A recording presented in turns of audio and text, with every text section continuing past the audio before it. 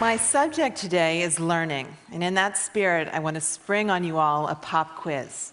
Ready? When does learning begin? Now, as you ponder that question, maybe you're thinking about the first day of preschool or kindergarten, the first time that kids are in a classroom with a teacher. Or maybe you've called to mind the toddler phase when children are learning how to walk and talk and use a fork. Maybe you've encountered the 0 to 3 movement, which asserts that the most important years for learning are the earliest ones. And so your answer to my question would be, learning begins at birth. Well, today I want to present to you an idea that may be surprising, that may even seem implausible, but which is supported by the latest evidence from psychology and biology. And that is that some of the most important learning we ever do happens before we're born, while we're still in the womb. Now, I'm a science reporter. I write books and magazine articles, and I'm also a mother. And those two roles came together for me in a book that I wrote called Origins.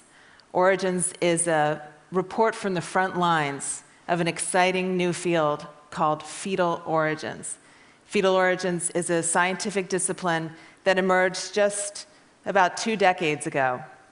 And it's based on the theory that our health and well-being throughout our lives is crucially affected by the 9 months we spend in the womb. Now, this theory was of more than just intellectual interest to me. I was myself pregnant while I was doing the research for the book. And one of the most fascinating insights I took from this work is that we're all learning about the world even before we enter it. When we hold our babies for the first time, we might imagine that they're clean slates, unmarked by life, when in fact, they've already been shaped by us and by the particular world we live in. Today, I want to share with you some of the amazing things that scientists are discovering about what fetuses learn while they're still in their mother's bellies. First of all, they learn the sound of their mother's voices. Because sounds from the outside world have to travel through the mother's abdominal tissue and through the amniotic fluid that surrounds the fetus. The voices fetuses hear, starting around the 4th month of gestation, are muted and muffled. One researcher says that they probably sound a lot like the voice of Charlie Brown's teacher in the old Peanuts cartoon. But the pregnant woman's own voice reverberates through her body, reaching the fetus much more readily. And because the fetus is with her all the time, it hears her voice a lot. Once the baby's born, it recognizes her voice, and it prefers listening to her voice over anyone else's. How can we know this? Newborn babies can't do much, but one thing they're really good at is sucking. Researchers take advantage of this fact by rigging up 2 rubber nipples so that if a baby sucks on one, it hears a recording of its mother's voice on a pair of headphones, and if it sucks on the other nipple, it hears a recording of a female stranger's voice. Babies quickly show their preference by choosing the first one.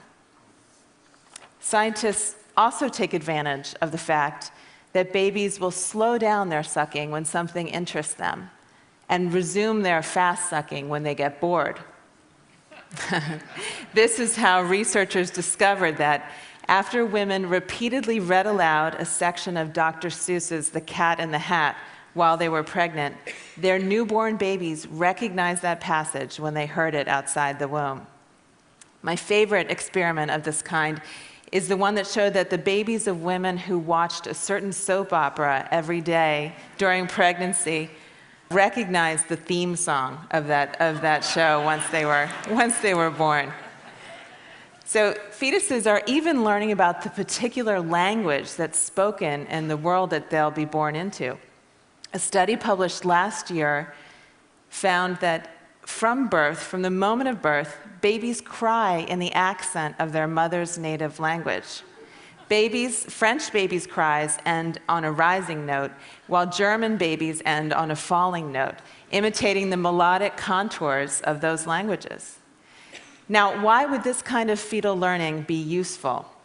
It may have evolved to aid the baby's survival. From the moment of birth, the baby responds most to the voice of the person who is most likely to care for it, its mother.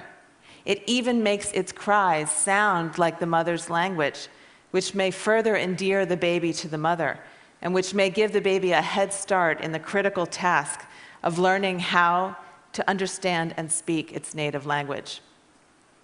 But it's not just sounds that fetuses are learning about in utero, it's also tastes and smells. By 7 months of gestation, the fetus's taste buds are fully developed, and its olfactory receptors, which allow it to smell, are functioning. The flavors of the food a pregnant woman eats find their way into the amniotic fluid, which is continuously swallowed by the fetus. Babies seem to remember and prefer these tastes once they're out in the world. In one experiment, a group of pregnant women was asked to drink a lot of carrot juice during their 3rd trimester of pregnancy, while another group of pregnant women, drank only water. 6 months later, the women's infants were offered cereal mixed with carrot juice, and their facial expressions were observed while they ate it. The offspring of the carrot juice drinking women ate more carrot-flavored cereal, and from the looks of it, they seemed to enjoy it more.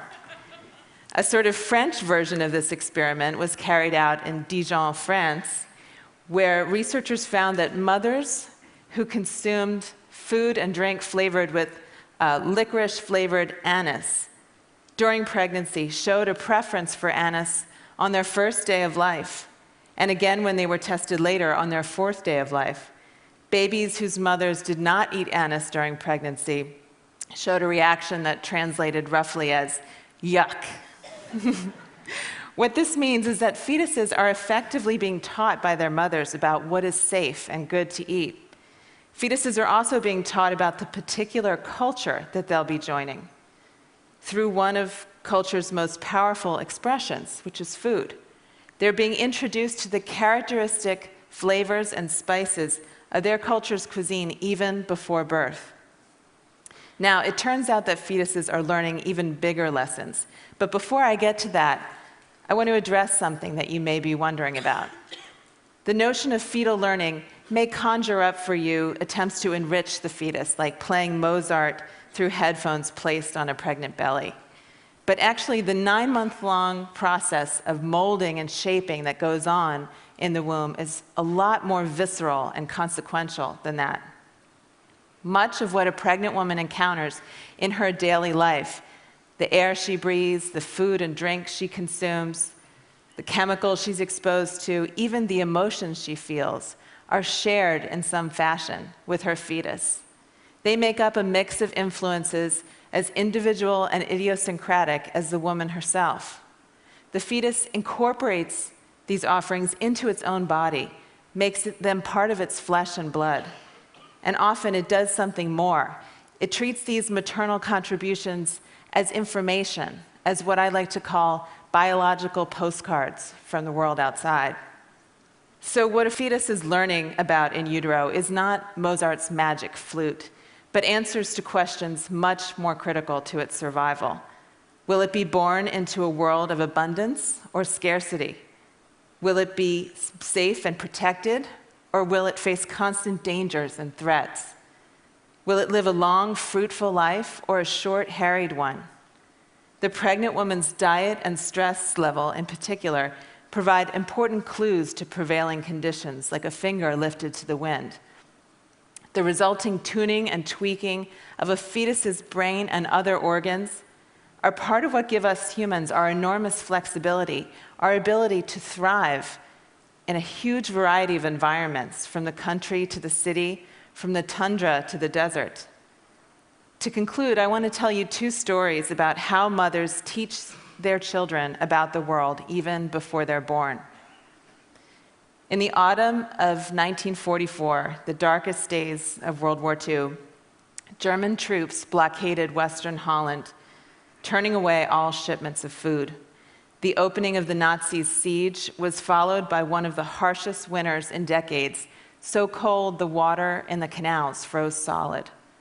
Soon food became scarce, with many Dutch surviving on just 500 calories a day, a quarter of what they consumed before the war. As weeks of deprivation stretched into months, some resorted to eating tulip bulbs. By the beginning of May, the nation's carefully rationed food reserve was completely exhausted. The specter of mass starvation loomed.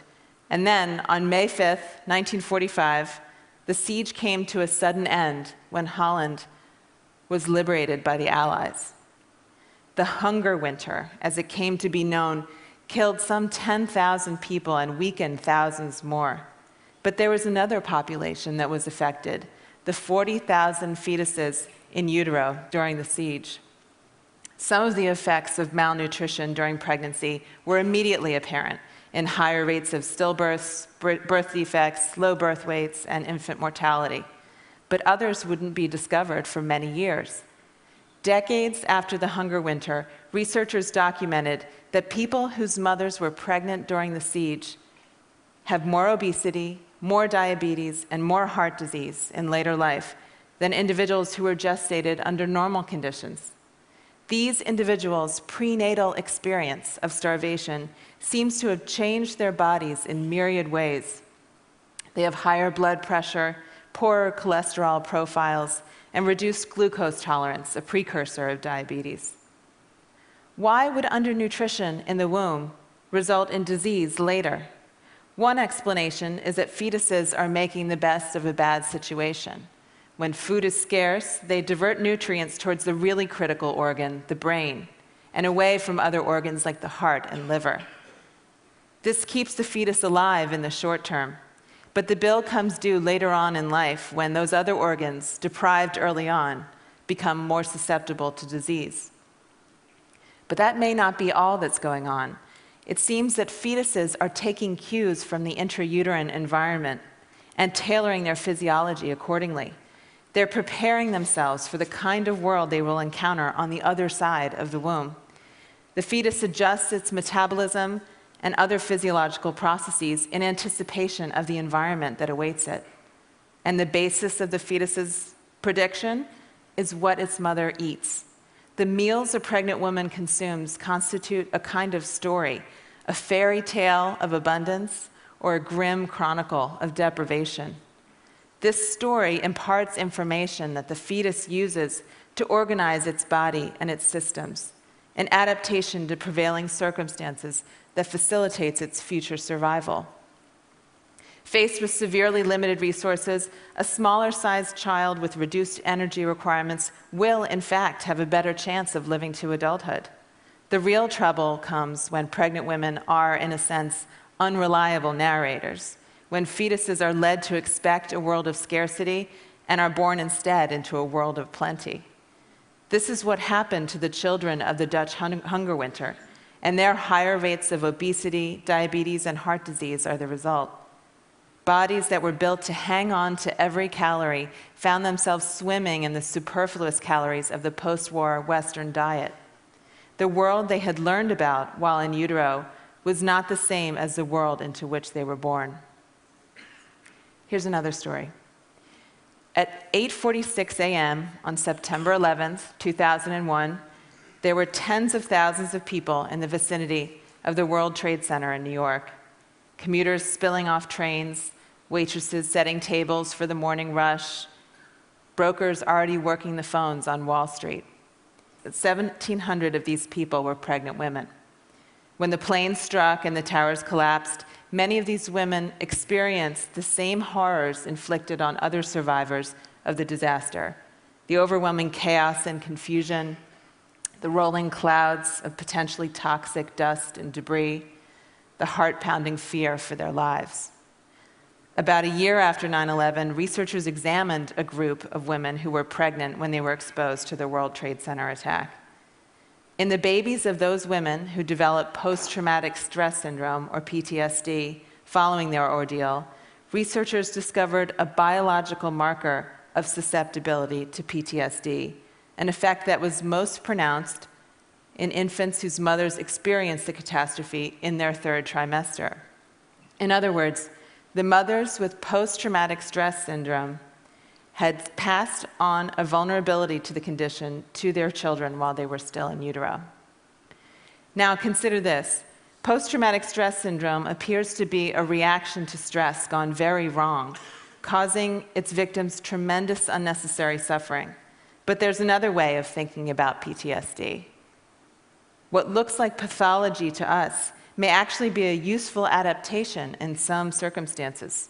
In a particularly dangerous environment, the characteristic manifestations of PTSD, a hyper-awareness of one's surroundings, a quick trigger response to danger, could save someone's life.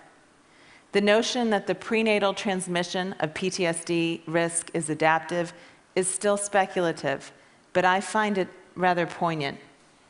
It would mean that even before birth, mothers are warning their children that it's a wild world out there, telling them, be careful.